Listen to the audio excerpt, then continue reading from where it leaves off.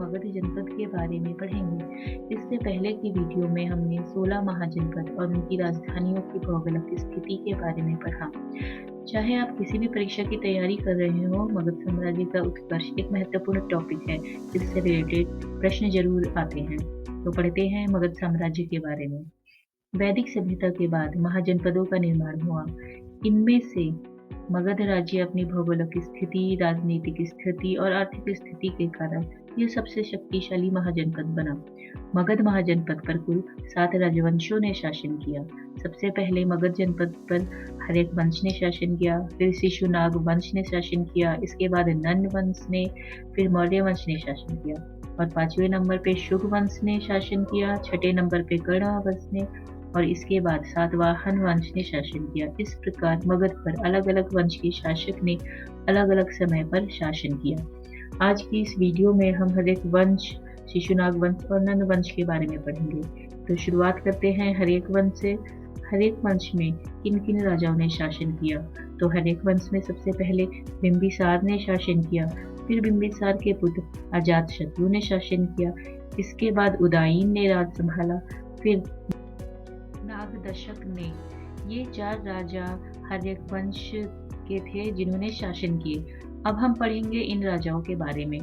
मगध के राजनीतिक प्रभुत्व का उदय बिंबिसार के साथ हुआ, जो हर्यक वंश से संबंधित था और उसने 544 ईसा पूर्व से 492 ईसा पूर्व तक 52 वर्ष तक राज्य किया।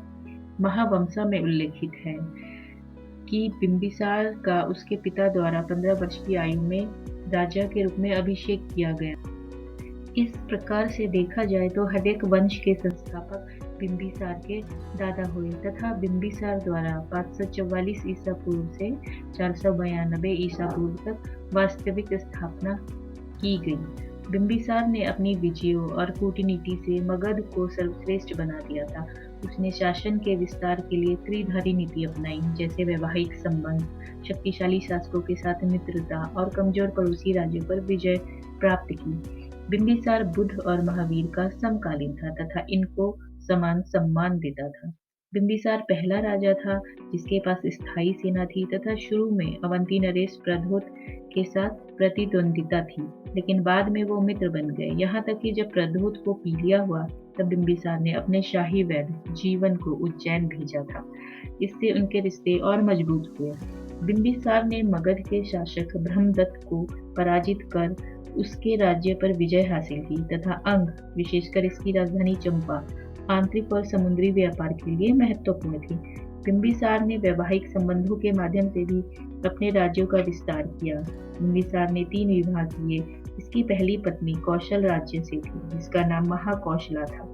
महाकौशल दहेज में काशी का राज्य लाई थी, जिससे 1 लाख सिक्कों का राजस्व प्राप्त होता था, तथा दूसरी पत्नी वैशाली जनपद की लिच्छवी राजकुमारी चेलना थी, जिसने अजातशत्रु को जन्म दिया, तथा तीसरी पत्नी मद्र वंश के पंजाब के शासक की पुत्री थी, तथा इन सभी जनपदों से संबंध मजबूत किए। इसके बाद बिंबिसार का पुत्र अजातशत्रु ने मगध पर राज करने की व्याकुलता से अपने पिता से कहा कि अब मुझे मगध पर राज करने दो, मेरी भी कुछ महत्वाकांक्षाएं हैं। आपने अधिक समय तक राज्य किया, अब मुझे राजा घोषित किया जाए। लेकिन बिंबिसार नहीं माना और अजातशत्रु ने अपने पिता की हत्या कर दी और मगध का राजा बन बैठा। अब अजातशत्रु के बारे में पढ़ेंगे। 492 ईसा पूर्व बिंबिसार की हत्या अजातशत्रु द्वारा कर दी गई। उसकी मृत्यु के पश्चात अजातशत्रु ने अपना शासन प्रारंभ किया, अतः इसे पितृहंता कहते हैं। यह हर्यक वंश का सबसे शक्तिशाली और आक्रामक शासक था। अजातशत्रु का अर्थ है शत्रुओं का नाश करने वाला। इसे कुलिक भी कहते हैं। इसके शासन काल में बुद्ध की मृत्यु हुई थी तथा इसने प्रथम बौद्ध सभा के आयोजन की व्यवस्था की थी। इसके शासन काल में प्रथम बौद्ध समिति हुई थी तथा अजातशत्रु ने वैशाली पर आक्रमण कर उसे मगध में मिला लिया था। उसने 2 नए प्रकार के सैन्य हथियारों, रथमूसल तथा महाशिलाकंटक का प्रयोग किया। अब इसका पुत्र उदयीन, जो कि इसी की तरह महत्वाकांक्षी था, इसने भी अपने पिता से कहा कि अब मुझे साम्राज्य संभालना है, आप गद्दी छोड़ दो।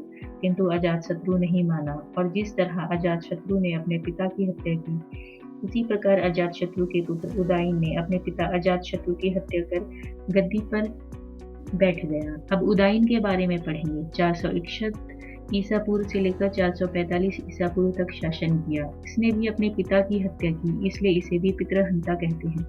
इसने गंगा एवं सोन नदी के संगम के समीप एक शहर की स्थापना की, जिसका नाम पाटलिपुत्र रखा, और राजगृह से राजधानी बदलकर पाटलिपुत्र को अपनी राजधानी बनाया। क्योंकि पाटलिपुत्र की स्थापना ही इसी ने की थी, तो सबसे पहले पाटलिपुत्र को उदयन ने राजधानी बनाई। पाटलिपुत्र मगध राज्य के केंद्र में स्थित था, जो कि उस समय उत्तर में हिमालय से लेकर दक्षिण में छोटा नागपुर की पहाड़ियों तक फैला था। अब उदयन ने कुछ वर्षों तक शासन करने के बाद अपना साम्राज्य अपने बेटे नागदशक को सौंप दिया, और उदयन के बाद उसका पुत्र नागदशक मगध पर शासक बना, परंतु वह एक अयोग्य शासक था, यानी कि शूरवीर नहीं था, तथा इसकी हत्या इसके सेनापति शिशुनाग ने कर दी और एक नए वंश की स्थापना की।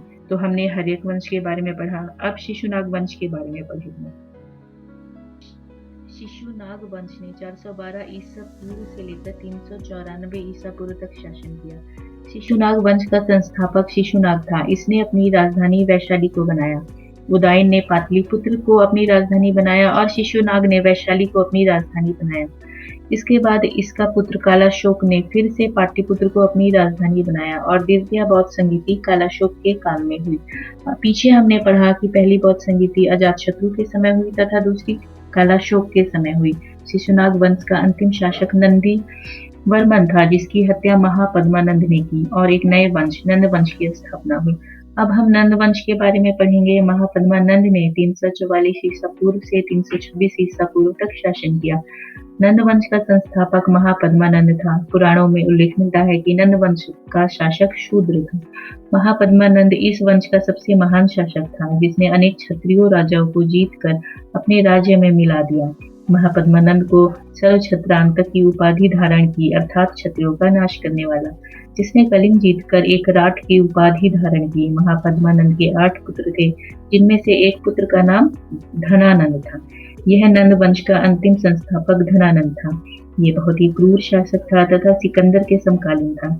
इसी के समय में 326 ईसा पूर्व में मैसेडोनिया के शासक सिकंदर ने पश्चिमोत्तर भारत पर आक्रमण किया। इसने अपने दरबार में चाणक्य का अपमान करके निकाल दिया था, जिस कारण चाणक्य के सक्षम मार्गदर्शन से चंद्रगुप्त मौर्य के सहयोग से घनानंद पर आक्रमण करके उसे पराजित किया और उसके बाद मौर्य वंश की स्थापना की। तो अब ये वीडियो यहीं समाप्त होती है। इसके बाद हम मौर्य वंश के बारे में पढ़ेंगे। अगर आपको वीडियो पसंद आई हो तो लाइक और सब्सक्राइब करिए। Thank you.